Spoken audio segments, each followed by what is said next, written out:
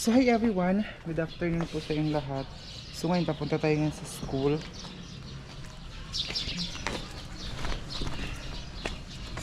Okay, biday. May dala na akong panyo at saka yung tumbler ko nilagay ko na sa bag ko kasi sabi nyo ilagay ko daw sa bag ko kasi malaki naman yung bag. So dati medyo malapit lang yung lakad natin dito lang sa harap. Ngayon sinisirado na kasi ng guard, iwan ko sa guard na to eh. Pinapahirapan yung mga estudyante na may malapit naman sana dito, di ba? Ngayon magpaikot-ikutin pa tayo ng guard. Ayun. Ito kasi yung ano dito, malapit lang sa harap lang sana. Pero ngayon, sinirado na kasi ng guard. Ayan yung gate oh. Tingnan nyo ayang gate. Ayan yung gate. Ayan siya pero ngayon sarado. So ngayon may layo ang iikutan ko. Papunta pa ako dun sa highway. Tapos mag-ikot pa doon. So magpapaload muna ako. Ayun, saan ito makaperet. Magpapaload muna ako ngayon kasi report ko na naman. So ganito talaga pag teacher, hinahasa tayo sa mga reportings. Ito yung iikutan natin ngayon, medyo malayo-layo na dahil kasi nga po sinirado na ng guard. Pero ano dito, street food. Ayan.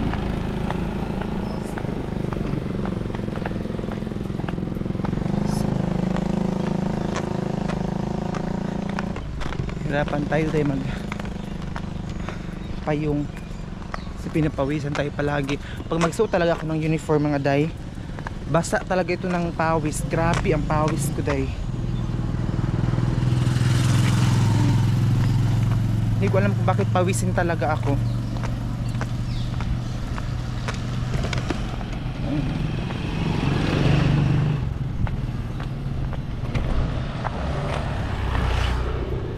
Medyo malayo ng iikutan ko day. Kasi oh, doon pa tayo sa highway. Ikot na naman doon. Iwan ko, may ano naman doon, bakit sinisirado? Mas malapit sana doon. 2, 3 naman yung guard. So ito yung view natin. Then may nagbibenta na naman dito.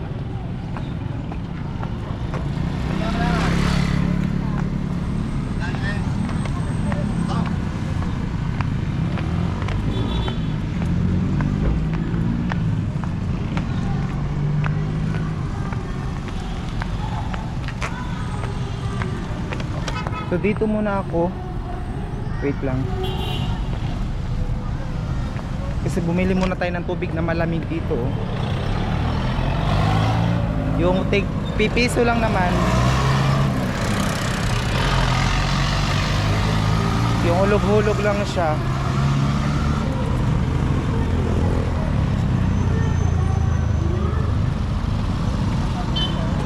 Dito tayo magpapa. May tubig lagay.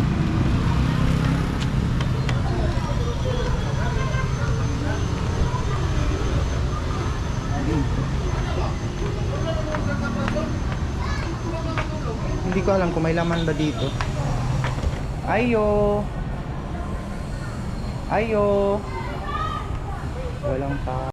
Dito tayo magano ng tubig. Ay no. Bulog-bulog lang dito.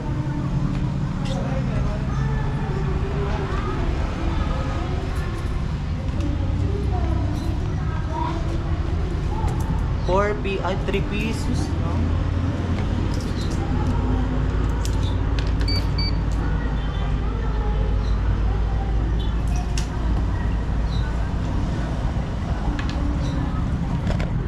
Ayan siya.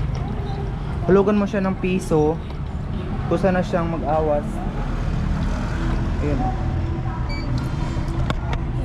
3 pesos lang o 4 pesos lang ito. Dito na ihulog.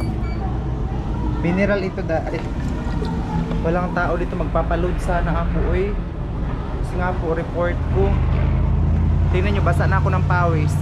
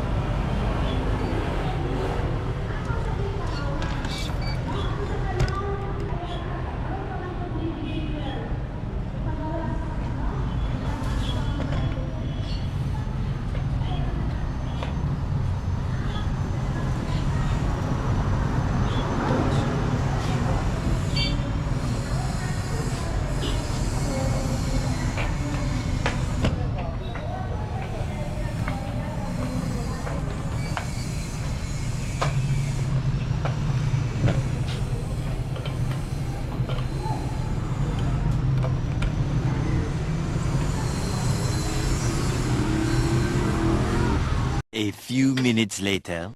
So yun, papasok na ako dito ngayon. Ayan siya. Ito yung malaking simbahan dito dahil yung bit ko. Ayan. Buti na lang talaga may payong tayo. Thank you so much kay Ate Pampasig sa payong tsaka tumbler. Ayan. Dito ako mag-prayer. Ayan doon.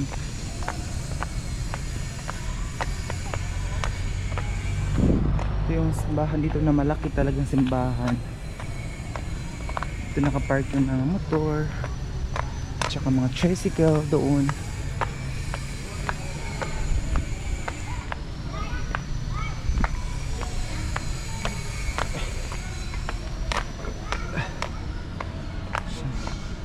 So pasok mo tayo mga day. So ayan guys, tingnan nyo, ako pa lang dito sa namin sa room. So magayos muna tayo ng mga upuan. Ang dami namang upuan dito, nagkakalat-kalat. Ayan, ang daming upuan day. So balik ko dito. Ayan siya. Ito din. So mamaya pag nandito na yung mga kaklase ko, magre-report na ako sa aking task about sa The Evolution of Language by Charles Darwin. So ito po yung TV dito. Dito ako magre-report mamaya. So siguro kung hindi tayo makapag-video sa report natin mamaya, palitripan mo na ako. Kasi medyo mainit dahil ako muna yung maging teacher nila ngayon.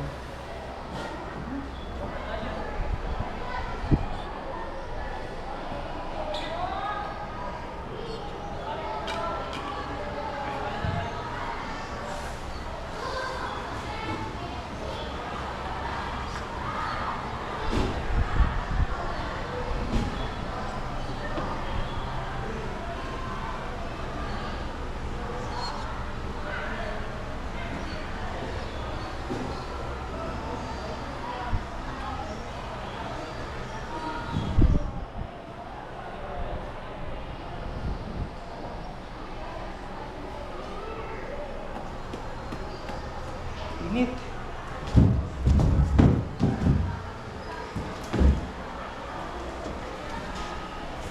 A few minutes later.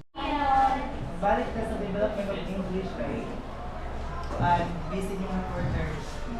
Ang ating topic karon ay acquisition and development of English language, the Darwin perspective.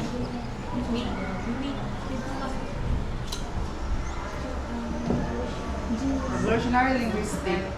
Evolutionary linguistic, also known as Darwinian linguistic, is a socio-biological approach that examines language as a product of natural evolution.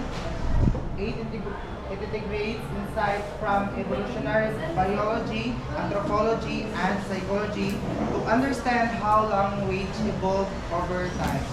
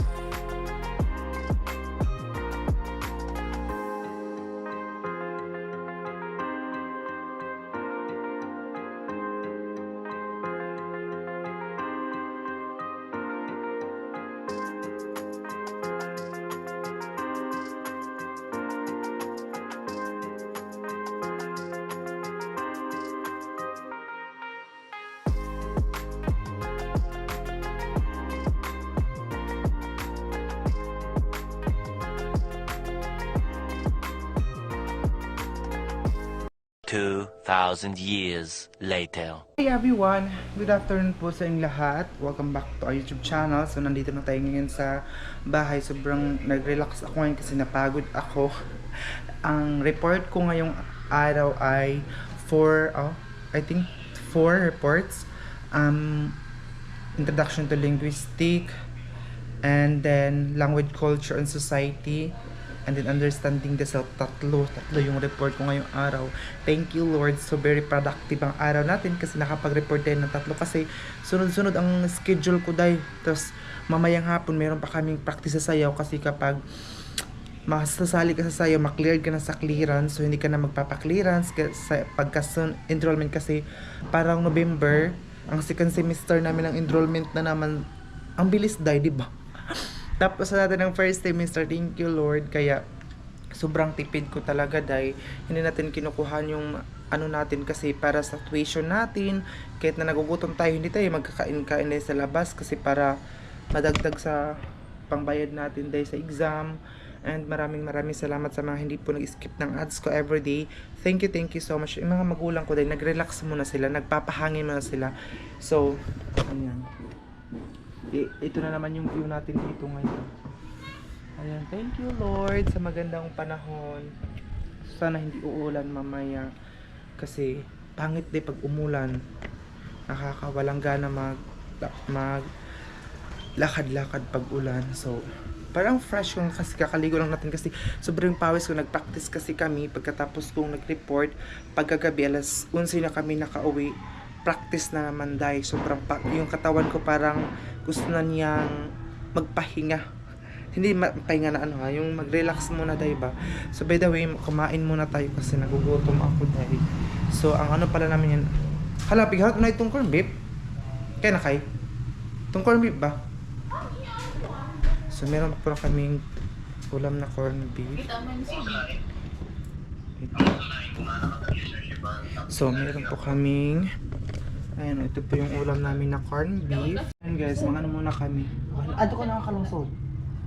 Ato ko na teres na pitas. So ito ang kain muna tayo for today's video. Ay, kunin ko muna ito. Ito yung nalutuan ko dahil kasi mahangin siya ba. Maglabay ang kalayo or ano. Pero nasunog. Corn beef ito na galing sa Canada. Nasunog siya dahil.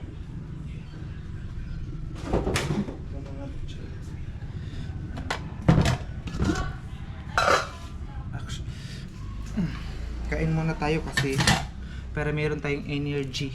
Ang laban natin yan sa mga sakit.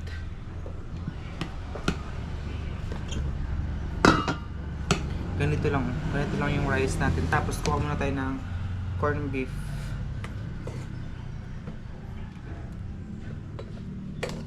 Hindi na ito nalagyan ng itlog dahil kasi mahal ang itlog dito. Ganyan lang siya. Kain tayo sa hindi pa po kumakain dyan. Ito lang po yung ano natin, dinner. Lunch. Sarap.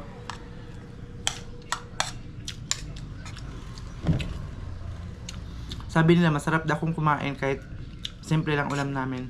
Wala na yung talong rin, naubos. Ang sarap pa naman ng talong, naubos na kahapon.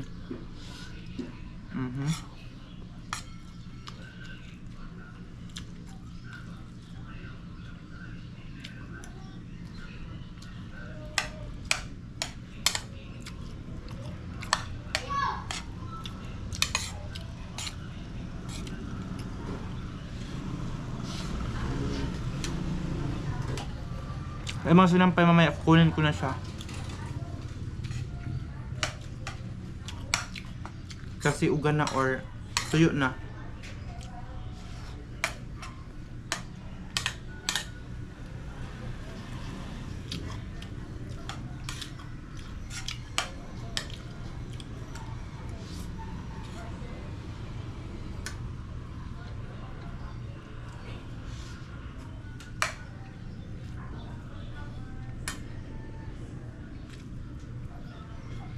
Ngayong hapon, meron naman po kami practice sa sayaw. Hindi ko alam kung madala ko kayo doon.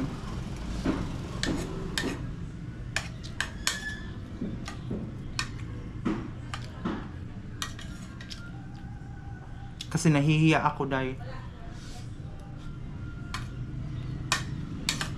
may ako mag-video. Si mama at si papa nakipag-chichismisan, nakipag-chikahan sa baba. Chika-chika muna sila.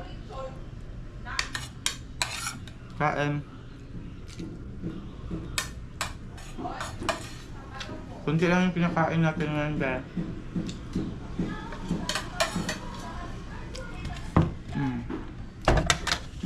Tapos na. Ito muna tayo ng water. So yun guys, ganoon lang kasimpleng ang lunch natin for today's video. Tapos ayan, mayroon pa namang kanin dito para mamamaya pag kumain sila. Ayan, at saka meron pa ding kanin dun sa pikas. Ito yung tinatrabaho na tatay nung nakaraan. Nalagyan po nila ng kanal. Tapos ayan, nagpapatrabaho kasi sila. So yun na ang natapos. So thank you Lord for the strong and wisdom na binigay niyo sa akin. Kasi successful na po yung ano ko day, reportings. Wala na po akong reportings. Natapos ko na talaga lahat. And then pasok na tayo doon kasi mainit. Magpa-electric pan muna tayo. Ito yung binili namin na tubig, mineral water. Na yung sobrang tahimik dito sa taas tayo kasi sila papa tahimik naman yan. And then nandun sila si mama, mahilig yun sa baba nakipagchikahan dun sa ila tatay. Mahilig siya nakipagchika, so nandun siya sa baba. So ayun guys, i-follow niyo ako sa aking Facebook account. Nandun po sa comment section yung ating link. I hope na palagi po kayong manood every 5 PM. And salamat sa mga hindi nag-skip ng ads ko para makadagdag tayo sa ating revenue. So thank you so much. Shout out po sa inyong lahat.